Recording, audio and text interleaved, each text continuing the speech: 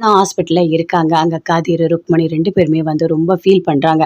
"தனம்மா எதுக்காக இப்படி பண்ணீங்க? ஒரு வார்த்தை ஃபோன் பண்ணி சொல்லியிருந்தா கூட நான் இந்நேரம் வந்திருப்பேன்ல. எல்லா ஹாஸ்பிட்டலும் போயிட்டு நீங்க இருக்கீங்களா? இருக்கீங்களான்னு தேடும்போது எனக்கு எப்படி இருந்தது தெரியுமா? என் மனசு எந்த அளவுக்கு துடிச்சது தெரியுமா? நான் பட்ட கஷ்டம்லாம் உங்களுக்கு தெரியாதுல்ல. ஒரு ஹாஸ்பிட்டல்லயும் அந்த அளவுக்கு நான் கஷ்டப்பட்டேன்." அப்படின்னு கதிர் சொல்றாரு. "உங்களுடைய அந்த ஆட்டோ விழுந்ததுல்ல, அந்த இடத்துல பிளட்ட பார்த்ததுலருந்து என்னோட படபடப்பு இப்போ வரைக்கும் அடங்கவே இல்ல." அப்படின்னு கதிர் சொல்றாரு. அத கேட்டோனே அப்படின்னு தானே சொல்றாங்க. "இல்லங்க, இது சாதா ஒரு அடி தான். அது மட்டும் இல்ல. ட்ரிப்ஸ் முடிஞ்சோனே நீங்க வீட்டுக்கு போயிடலான்னு சொன்னாங்க. வீட்ல இருக்க எல்லாரையும் சேர்ந்து பதட்டப்பட வேணான்னு சொல்லிட்டு தான் நான் யார்கிட்டயும் எதுவுமே சொல்லல." அப்படின்னு தானே சொல்றாங்க.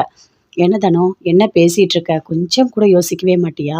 எங்கள பத்திலாம் உனக்கு கவலையே இல்லல்ல?" அப்படின்னு ருக்மணி சொல்றாங்க. "நாங்க எந்த அளவுக்கு கஷ்டப்பட்டோம். ஆமா, என்னோட ஃபோன் நம்பர் உனக்கு தெரியும்ல. யார்கிட்டயாவது ஃபோன் வாங்கியாவது ஒரு வார்த்தை நீ சொல்லியிருக்கலாம்ல?" அப்படின்னு ருக்மணி சொல்றாங்க. "அத்தை, அதுக்காக நான் சொல்லல. இது சாதா வலி தான். அதனால தான் இத நான் பெருசா எடுத்துக்கல. நான் வீட்டுக்கு வந்துடலாம். யாரையும் கஷ்டப்படுத்தக்கூடாதுன்னு தான் நான் நெனச்சேன். வேற எதுவும் நான் நெனைக்கல அத்தை." அப்படின்னு சொல்லிட்டு தானே சொல்றாங்க. "அப்படியே அடிச்சேனா?" அப்படின்னு தவடையிலேயே ஒண்ணு அடிக்கிறாங்க. "என்ன, ஏற்கனவே அவங்களுக்கு அடிபட்டுருக்கு. நீங்க வேற அடிக்கிறீங்க?" அப்படின்னு கதிர் கேட்குறாரு. "கதிர், நீ பேசாத. தனம் பண்ண வேலைக்கு இப்படிதான் பண்ணணும். நம்ப 2 பேரையும் சேர்த்து எந்த அளவுக்கு அவ துடிக்க விட்டா நீ பார்த்துக்கிட்டு தானே இருந்த." அப்படின்னு ருக்மணி ரொம்ப ஃபீல் பண்ணி பேசிட்டு இருக்காங்க. உண்மையாவே நான் வேணும்னு பண்ணல அத்தை." அப்படின்னு சொல்லிட்டு தனம் ரொம்ப ஃபீல் பண்ணி சொல்லிட்டு இருக்காங்க.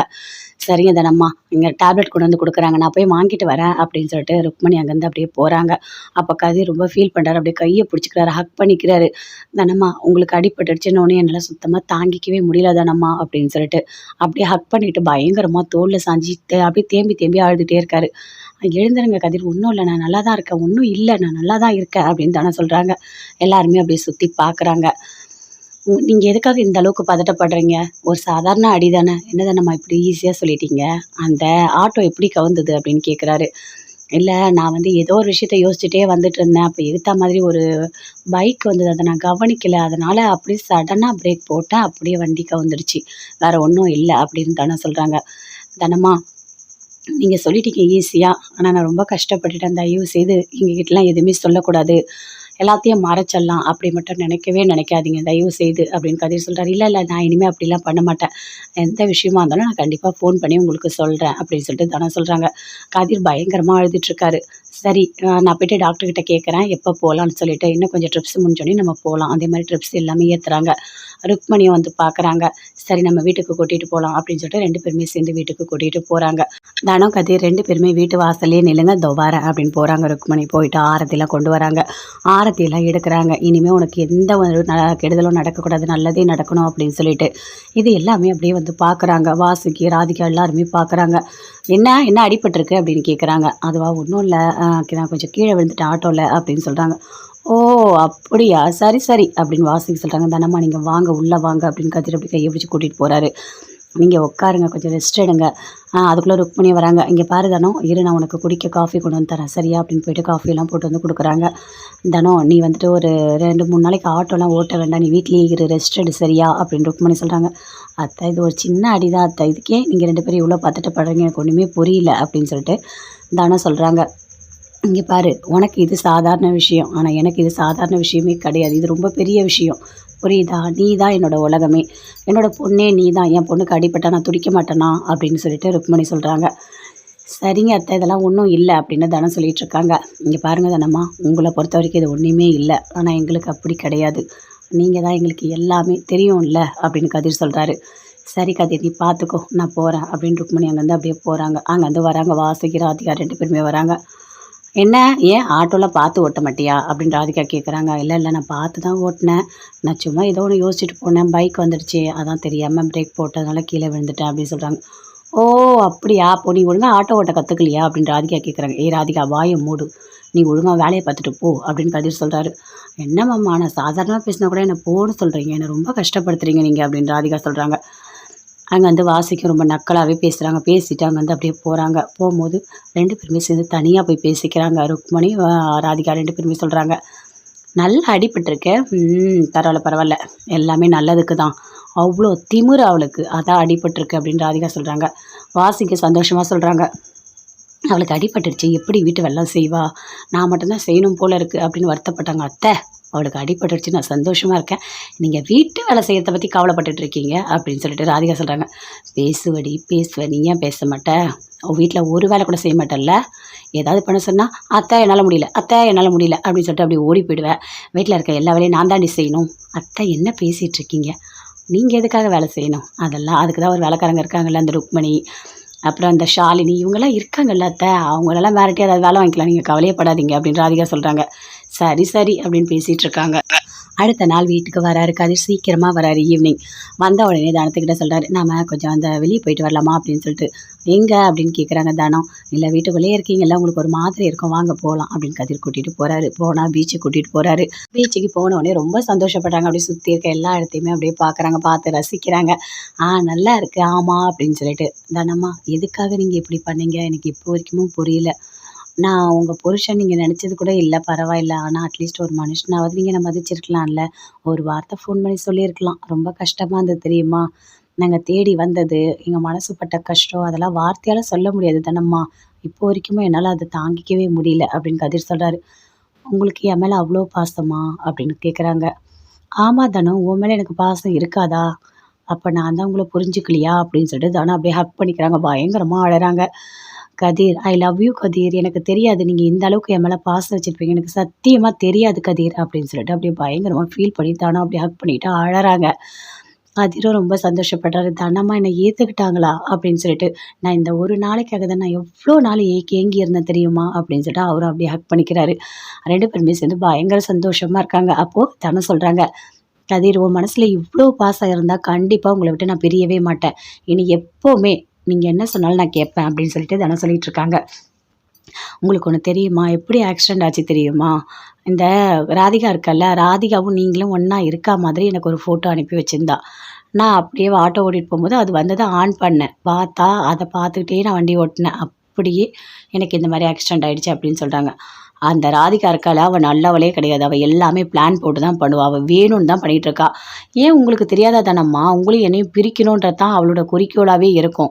நீங்கள் இதெல்லாம் புரிஞ்சிக்கவே மாட்டிங்களா? நம்மளை சுற்றி எதிரிங்க இருக்கலாம், ஆனால் இவங்க எதிரிங்கன்னு நமக்கு தெரியணும். அவங்க மூலயமா எந்த விஷயம் வந்தாலும் அது நம்மளை கஷ்டப்படுத்துகிற மாதிரி தான் இருக்கும். இல்லைனா அவங்க வேணும்னு தான் பண்ணுறாங்க, நம்ம புரிஞ்சுக்கணும். நீங்கள் ஏன் தானம்மா இப்படி இருக்கீங்க அப்படின்னு சொல்லிட்டு கதிர் சொல்கிறாரு.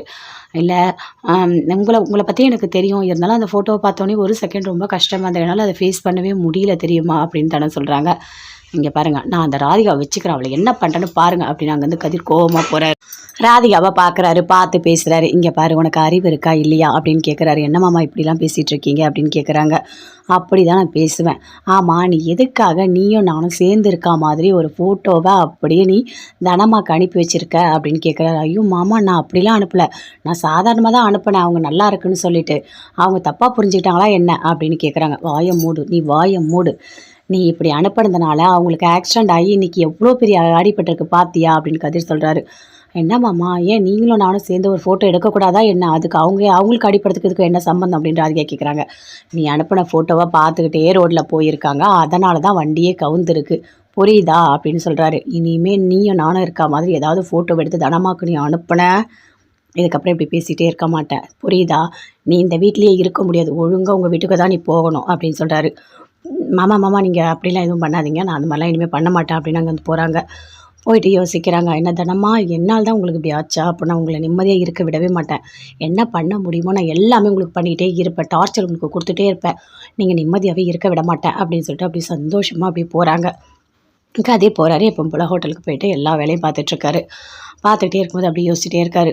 பாவம் தனம்மா வீட்டில் இருக்காங்க அப்படின்னு சொல்லிட்டு யோசிச்சுட்டே இருக்காரு. அதுக்குள்ளே தனம்மா வராங்க ஹோட்டலுக்கு. என்ன தனம்மா அதுக்குள்ளே வந்துட்டீங்க அப்படின்னு கேட்குறாரு. இல்லை, எனக்கு வீட்லேயே இருக்க ஒரு மாதிரி போர் அடிக்குது, பரவாயில்ல, சின்ன அடி தானே, தானாகவே சரியாயிடும், அதான் நான் வந்துட்டேன் வேலைக்கு அப்படின்னு சொல்கிறாங்க. ஓ தனம்மா, அப்படியே சரி நீங்கள் உட்காருங்க, நீ போயிட்டு ஏதாவது எடுத்துகிட்டு வந்து கொடுப்போ அப்படின்னு சொல்கிறாங்க. அதே மாதிரி கொடுக்குறாங்க, காஃபிலாம் குடிக்கிறாங்க.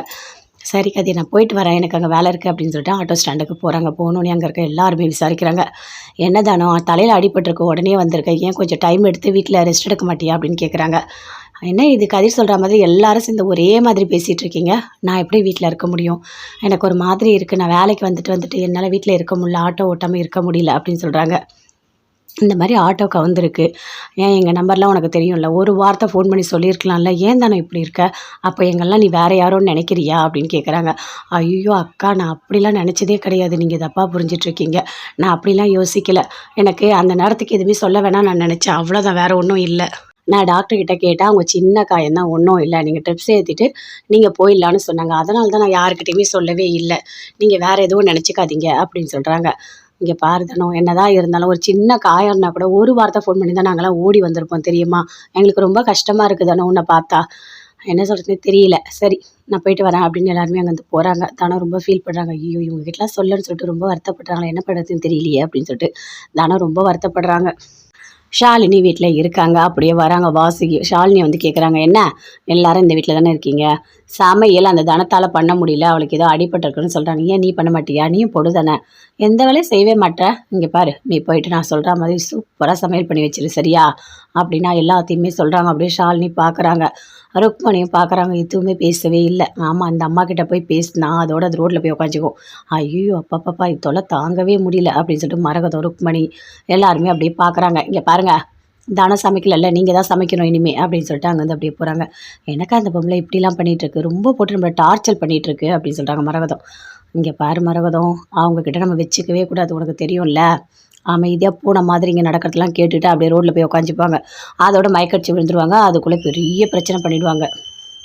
அதனால் நாம் கொஞ்சம் அமைதியாக தான் இருக்கணும் இப்போதைக்கு அப்படின்னு சொல்கிறாங்க. சரிக்கா, நானே போய்ட்டு எல்லா வேலையும் செய்கிறேன் அப்படின்னு சொல்லிட்டு மரகதம், ருக்மணி, ஷாலினி 3 பேரும் போய்ட்டு சமையல் ரூமில் எல்லாமே பண்ணிகிட்டு இருக்காங்க. அங்கேருந்து தனம் வராங்க. ஏன் அத்தை நீங்களே எல்லாமே பண்ணிகிட்டு இருக்கீங்க? நானும் பண்ணுறேன் அப்படின்னு தானே சொல்கிறாங்க. என்ன தனம், இப்போ தான் ஆட்டோ ஓட்டிகிட்டு வந்திருக்கேன், நீ போய் கொஞ்ச நேரம் உட்காருப்போ, நான் பார்த்துக்கிறேன் எல்லா வேலையும். கொஞ்சம் நாளைக்கு நீ எந்த அடுப்பு பக்கமே வரக்கூடாது, நான் பார்த்துக்கிறேன் அப்படின்னு ருக்மணி சொல்கிறாங்க. அத்தை அதெல்லாம் ஒன்றும் இல்லை அத்தை, எனக்கு சின்ன காயம் தான். என்ன தனம் பேசிகிட்டு இருக்க? சின்ன காயமோ பெரிய காயமோ அத்தை என்ன சொல்கிறேன்னா அதை அப்படியே கேளு சரியா, நீ இரு நான் வரேன் அப்படின்னு சொல்லிட்டு போயிட்டு எல்லா வேலையும் செய்கிறாங்க. செஞ்சுட்டு அங்கேருந்து அப்படியே வராங்க. நீ சாப்பிடு அப்படின்னு சொல்கிறாங்க. நல்லா இருக்கத்த, சாப்பாடு எல்லாமே சூப்பராக இருக்குது, டேஸ்ட்டாக இருக்குது அப்படின்னு சொல்கிறாங்க. தானே உனக்கு ஏதாவது வேணுன்னா கூட நீ கேளு, நான் பண்ணி வைக்கிறேன் அப்படின்னு ருக்மணி சொல்கிறாங்க. ஆமாம், அப்படியே மருமகளை விழுந்து விழுந்து விழுந்து கவனிக்கிறா. இவங்களுக்கு வேறு வேலையே கிடையாது அப்படின்னு சொல்லிட்டு அப்படியே வாசிக்கு ஒரு மாதிரி மூஞ்ச காட்டுறாங்க. வந்து அப்படியே பார்க்குறாங்க. ஆமாம், இவளுங்க என்ன விதவிதமாக எல்லா சாப்பாடும் பண்ணி வச்சுருக்காளுங்க. பரவாயில்ல பரவாயில்ல, இவளுங்கெல்லாம் நல்லா சமையல் தான் பண்ணுறாளுங்க. இவளுங்களே இனிமேல் சமைக்கட்டும் அப்படின்னு வாசிக்கு பார்க்குறாங்க. அப்படியே வாசனை பிடிக்கிறாங்க. எல்லாம் சூப்பராக தான் இருக்குது, டேஸ்ட்டாக தான் இருக்குது அப்படின்னு சொல்லிட்டு அப்படியே ராதிகா பார்க்குறாங்க. என்ன அத்தை எல்லாத்தையும் போய் பார்த்துட்டு வரீங்க? அதுவாக ஒன்றும் இல்லை, என்னென்ன சமையல் பண்ணியிருக்காங்கன்னு பார்த்தா எல்லாம் சூப்பராக பண்ணியிருக்காங்க அப்படின்னு வாசிக்கு ராதிகா 2 பேருமே சேர்ந்து அப்படியே பேசி ஹாஸ்பிட்டலில் இருக்காங்க. அங்கே கதிர், ருக்மணி 2 பேருமே வந்து ரொம்ப ஃபீல் பண்ணுறாங்க. "தனம்மா எதுக்காக இப்படி பண்ணீங்க? ஒரு வார்த்தை ஃபோன் பண்ணி சொல்லியிருந்தா கூட நான் இந்நேரம் வந்திருப்பேன்ல. எல்லா ஹாஸ்பிட்டலும் போயிட்டு நீங்கள் இருக்கீங்களா இருக்கீங்களான்னு தேடும்போது எனக்கு எப்படி இருந்தது தெரியுமா?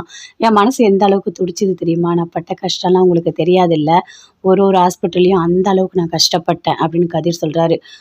"உங்களுடைய அந்த ஆட்டோ விழுந்ததில்ல, அந்த இடத்துல பிளட்ட பார்த்ததுலேருந்து என்னோட படபடப்பு இப்போ வரைக்கும் அடங்கவே இல்ல" அப்படின்னு கதிர் சொல்றாரு. அத கேட்டோனே அப்படின்னு தானே சொல்றாங்க. "இல்லங்க, இது சாதா ஒரு அடி தான். அது மட்டும் இல்ல. ட்ரிப்ஸ் முடிஞ்சோனே நீங்க வீட்டுக்கு போயிடலான்னு சொன்னாங்க. வீட்ல இருக்க எல்லாரையும் சேர்ந்து பதட்டப்பட வேணாம்னு சொல்லிட்டு தான் நான் யார்கிட்டயும் எதுவுமே சொல்லல" அப்படின்னு தானே சொல்றாங்க. "என்ன தனம், என்ன பேசிட்டு இருக்க? கொஞ்சம் கூட யோசிக்கவே மாட்டியா? எங்கள பத்திலாம் உனக்கு கவலையே இல்லல்ல" அப்படின்னு ருக்மணி சொல்றாங்க. "நாங்க எந்த அளவுக்கு கஷ்டப்பட்டோம். ஆமா, என்னோட ஃபோன் நம்பர் உனக்கு தெரியும்ல. யார்கிட்டயாவது ஃபோன் வாங்கியாவது ஒரு வார்த்தை நீ சொல்லியிருக்கலாம்ல" அப்படின்னு ருக்மணி சொல்றாங்க. "அத்தை அதுக்காக நான் சொல்லல. இது சாதா வலி தான். அதனால தான் இத நான் பெருசா எடுத்துக்கல. நான் வீட்டுக்கு வந்துடலாம், யாரையும் கஷ்டப்படுத்தக்கூடாதுன்னு தான் நான் நெனச்சேன். வேற எதுவும் நான் நெனைக்கல அத்தை" அப்படின்னு சொல்லிட்டு தனம் சொல்றாங்க. "அப்படியே அடிச்சேனா?" அப்படின்னு தவடையிலேயே ஒண்ணு அடிக்கிறாங்க. "என்ன, ஏற்கனவே அவங்களுக்கு அடிபட்டுருக்கு, நீங்க வேற அடிக்கிறீங்க" அப்படின்னு கதிர் கேட்குறாரு. "கதிர் நீ பேசாத. தனம் பண்ண வேலைக்கு இப்படி தான் பண்ணணும். நம்ம 2 பேரையும் சேர்த்து எந்த அளவுக்கு அவ துடிக்க விட்டா நீ பார்த்துக்கிட்டு தானே இருந்த" அப்படின்னு ருக்மணி ரொம்ப ஃபீல் பண்ணி பேசிட்டு இருக்காங்க. "உண்மையாவே நான் வேணும்னு பண்ணல அத்தை" அப்படின்னு சொல்லிட்டு தனம் ரொம்ப ஃபீல் பண்ணி சொல்லிட்டு இருக்காங்க. "சரிங்க தனம்மா, இங்க டேப்லெட் கொண்டு வந்து குடுக்குறாங்க. நான் போய் வாங்கிட்டு வரேன்" அப்படின்னு சொல்லிட்டு ருக்மணி அங்கேருந்து அப்படியே போறாங்க. அப்ப கதிர் ரொம்ப ஃபீல் பண்றாரு. அப்படியே கைய பிடிச்சுக்கிறாரு, ஹக் பண்ணிக்கிறாரு. "தனம்மா, உங்களுக்கு அடிபட்டுடுச்சுன்னோனே என்னால சுத்தமா தாங்கிக்கவே முடியல தனம்மா" அப்படின்னு சொல்லிட்டு அப்படியே ஹக் பண்ணிட்டு பயங்கரமா தோள்ல சாஞ்சிட்டு அப்படியே தேம்பி தேம்பி அழுதுட்டே இருக்காரு. "எழுந்திருங்க கதிர், ஒண்ணும் இல்ல, நான் நல்லா தான் இருக்கேன். ஒண்ணும் இல்ல, நான் நல்லா தான் இருக்கேன்" அப்படின்னு தானே சொல்றாங்க. எல்லாருமே அப்படியே சுத்தி பார்க்குறாங்க. "நீங்க எதுக்காக இந்த அளவுக்கு பதட்டப்படுறீங்க? ஒரு சாதாரண அடி தானே. என்ன தானம்மா இப்படி ஈஸியா சொல்லிட்டீங்க?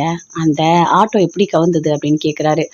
இல்ல நான் வந்து ஏதோ ஒரு விஷயத்த யோசிச்சுட்டே வந்துட்டுருந்தேன். அப்ப எதுத்தா மாதிரி ஒரு பைக் வந்தது. அத நான் கவனிக்கல. அதனால அப்படியே சடனா பிரேக் போட்டேன். அப்படியே வண்டி கவுந்துருச்சு. வேற ஒண்ணும் இல்ல அப்படின்னு தானே சொல்றாங்க. "தனமா நீங்க சொல்லிட்டீங்க ஈஸியா. ஆனா நான் ரொம்ப கஷ்டப்பட்டுட்டேன். தயவு செய்து எங்ககிட்டலாம் எதுவுமே சொல்லக்கூடாது. எல்லாத்தையும் மறைச்சிடலாம். அப்படி மட்டும் நினைக்கவே நினைக்காதீங்க. தயவு செய்து" அப்படின்னு கதிர் சொல்றாரு. "இல்ல, இல்ல நான் இனிமே அப்படிலாம் பண்ண மாட்டேன். எந்த விஷயமா இருந்தாலும் நான் கண்டிப்பா ஃபோன் பண்ணி உங்களுக்கு சொல்றேன்" அப்படின்னு சொல்லிட்டு தனம் சொல்றாங்க. கதிர் பயங்கரமா அழுதுட்டுருக்காரு. சரி நான் போயிட்டு டாக்டர் கிட்ட கேட்குறேன். எப்போ போலான்னு சொல்லிட்டு. இன்னும் கொஞ்சம் ட்ரிப்ஸ் முடிஞ்சோனே நம்ம போலாம். அதே மாரி ட்ரிப்ஸ் எல்லாமே ஏத்துறாங்க. ருக்மணிய வந்து பார்க்குறாங்க. சரி நம்ம வீட்டுக்கு கூட்டிட்டு போலாம் அப்படின்னு சொல்லிட்டு 2 பேருமே சேர்ந்து வீட்டுக்கு கூட்டிட்டு போறாங்க. தனம், கதிர் 2 பேருமே வீட்டு வாசல்லயே நில்லுங்க. இதோ வரேன் அப்படின்னு போறாங்க. ருக்மணி போயிட்டு ஆரத்திலாம் கொண்டு வராங்க. ஆரத்தியெல்லாம் எடுக்குறாங்க. இனிமே உனக்கு எந்த ஒரு கெடுதலும் நடக்கக்கூடாது. நல்லதே நடக்கணும் அப்படின்னு சொல்லிட்டு. இது எல்லாமே அப்படியே வந்து பார்க்குறாங்க. வாசுகி, ராதிகா எல்லாருமே பார்க்குறாங்க. "என்ன என்ன அடிபட்டுருக்கு?" அப்படின்னு கேட்குறாங்க. அதுவா ஒண்ணும் இல்ல. நான் கொஞ்சம் கீழ விழுந்துட்டேன் ஆட்டோல அப்படின்னு சொல்றாங்க. "ஓ! அப்படியா? சரி, சரி" அப்படின்னு வாசுகி சொல்றாங்க. "தனம்மா நீங்க வாங்க, உள்ள வாங்க" அப்படின்னு கதிர் அப்படி கைய பிடிச்சு கூட்டிட்டு போறாரு. "நீங்க உட்காருங்க. கொஞ்சம் ரெஸ்ட் எடுங்க." அதுக்குள்ள ருக்மிணி வராங்க. "இங்க பாரு தனம், இரு நான் உனக்கு குடிக்க காஃபி கொண்டு வந்து தரேன். சரியா?" அப்படின்னு போயிட்டு காஃபியெல்லாம் போட்டு வந்து குடுக்குறாங்க. "தனம் நீ வந்துட்டு ஒரு 2, 3 நாளைக்கு ஆட்டோலாம் ஓட்ட வேண்டாம். நீ வீட்லயே இரு. ரெஸ்ட் எடு சரியா?" அப்படின்னு ருக்மிணி சொல்றாங்க. "அத்தை இது ஒரு சின்ன அடி தான் அத்தை. இதுக்கே நீங்க 2 பேரும் இவ்ளோ பதட்டப்படுறீங்க? எனக்கு ஒண்ணுமே புரியல" அப்படின்னு சொல்லிட்டு தனம் சொல்றாங்க. "இங்க பாரு, உனக்கு இது சாதாரண விஷயம். ஆனா எனக்கு இது சாதாரண விஷயமே கிடையாது. இது ரொம்ப பெரிய விஷயம். புரியுதா? நீ தான் என்னோட உலகமே. என்னோட பொண்ணே நீ தான். என் பொண்ணுக்கு அடிபட்டா நான் துடிக்க மாட்டேனா?" அப்படின்னு சொல்லிட்டு ருக்மணி சொல்றாங்க. "சரிங்க அத்தை, இதெல்லாம் ஒண்ணும் இல்ல" அப்படின்னு தனம் சொல்லிட்டு இருக்காங்க. "இங்க பாருங்க தனம்மா, உங்கள பொறுத்தவரைக்கும் இது ஒண்ணுமே இல்ல. ஆனா எங்களுக்கு அப்படி கிடையாது. நீங்க தான் எங்களுக்கு எல்லாமே தெரியும்ல" அப்படின்னு கதிர் சொல்றாரு. "சரி கதிர் நீ பார்த்துக்கோ. நான் போறேன்" அப்படின்னு ருக்மணி அங்கேருந்து அப்படியே போறாங்க. அங்கேருந்து வராங்க வாசுகி, ராதிகா 2 பேருமே வராங்க. "என்ன? ஏன் ஆட்டோல பார்த்து ஓட்ட மாட்டியா?" அப்படின்னு ராதிகா கேட்குறாங்க. "இல்ல, இல்ல நான் பார்த்து தான் ஓட்டுனேன். நான் சும்மா ஏதோ ஒண்ணு யோசிச்சுட்டு போனேன். பைக் வந்துடுச்சு. அதான் தெரியாம பிரேக் போட்டதுனால கீழ விழுந்துட்டேன்" அப்படின்னு சொல்றாங்க. "ஓ! அப்படியா? அப்போ நீ ஒழுங்கா ஆட்டோ ஓட்ட கத்துக்கலையா?" அப்படின்னு ராதிகா கேட்குறாங்க. "ஏய் ராதிகா வாய மூடு. நீ ஒழுங்கா வேலைய பார்த்துட்டு போ" அப்படின்னு கதிர் சொல்றாரு. "என்ன மாமா நான் சாதாரணமா பேசினா கூட என்ன போன்னு சொல்றீங்க. என்ன ரொம்ப கஷ்டப்படுத்துறீங்க நீங்க" அப்படின்னு ராதிகா சொல்றாங்க. அங்க வந்து வாசிக்கும் ரொம்ப நக்கலாவே பேசுறாங்க. பேசிட்டு அங்க வந்து அப்படியே போறாங்க. போம்போது 2 பேருமே சேர்ந்து தனியா போய் பேசிக்கிறாங்க. ருக்மணி, ராதிகா 2 பேருமே சொல்றாங்க. "நல்லா அடிபட்டுருக்கு. பரவால்ல, பரவால்ல. எல்லாமே நல்லதுக்கு தான்.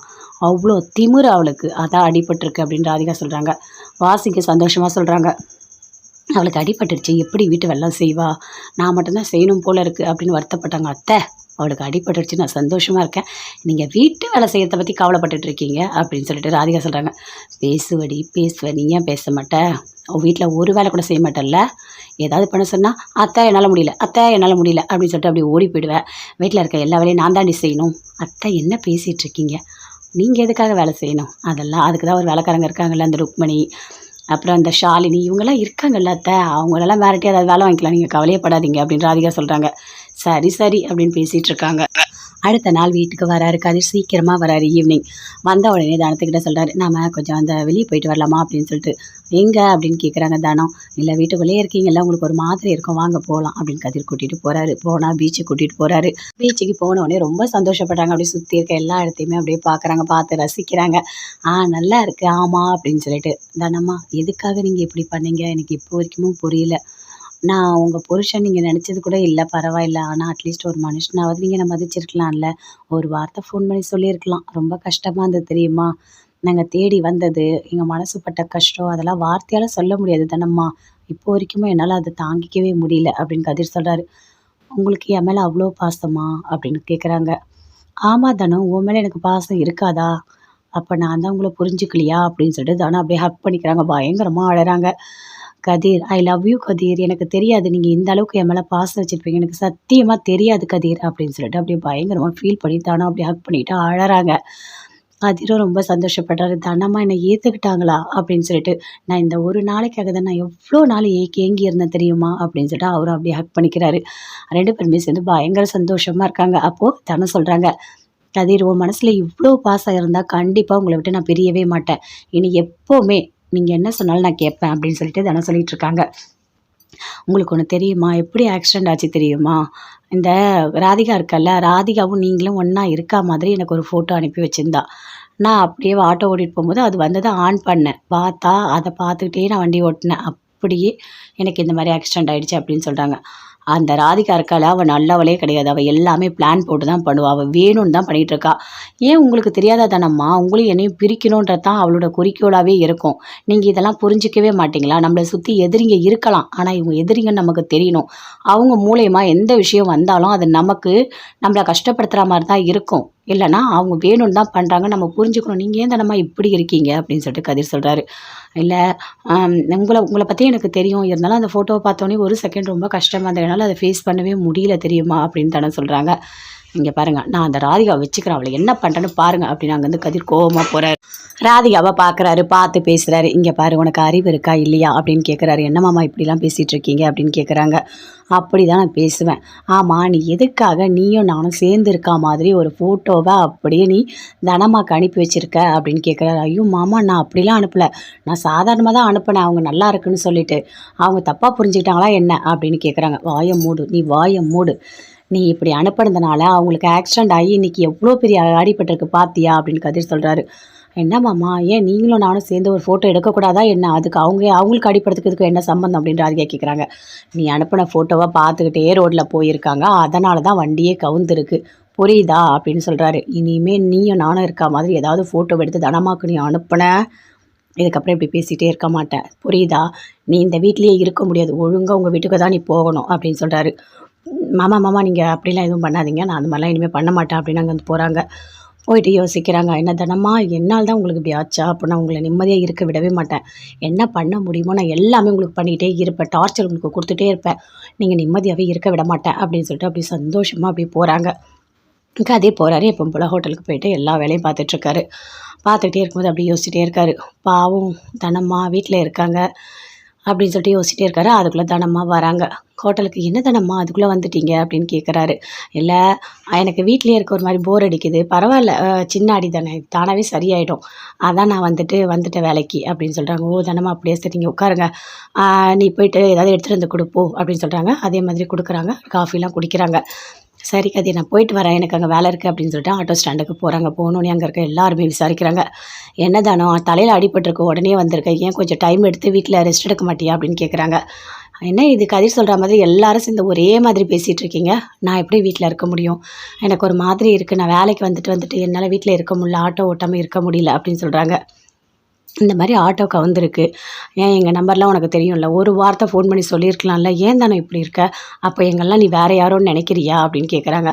ஐயோ அக்கா, நான் அப்படிலாம் நினச்சதே கிடையாது, நீங்கள் தப்பாக புரிஞ்சிட்ருக்கீங்க, நான் அப்படிலாம் யோசிக்கலை, எனக்கு அந்த நேரத்துக்கு எதுவுமே சொல்ல வேணாம் நான் நினச்சேன், அவ்வளோதான், வேறு ஒன்றும் இல்லை. நான் டாக்டர்கிட்ட கேட்டால் அவங்க சின்ன காயம் தான், ஒன்றும் இல்லை, நீங்கள் ட்ரிப்ஸ் ஏற்றிட்டு நீங்கள் போயிடலான்னு சொன்னாங்க, அதனால தான் நான் யாருக்கிட்டையுமே சொல்லவே இல்லை, நீங்கள் வேறு எதுவும் நினச்சிக்காதீங்க அப்படின்னு சொல்கிறாங்க.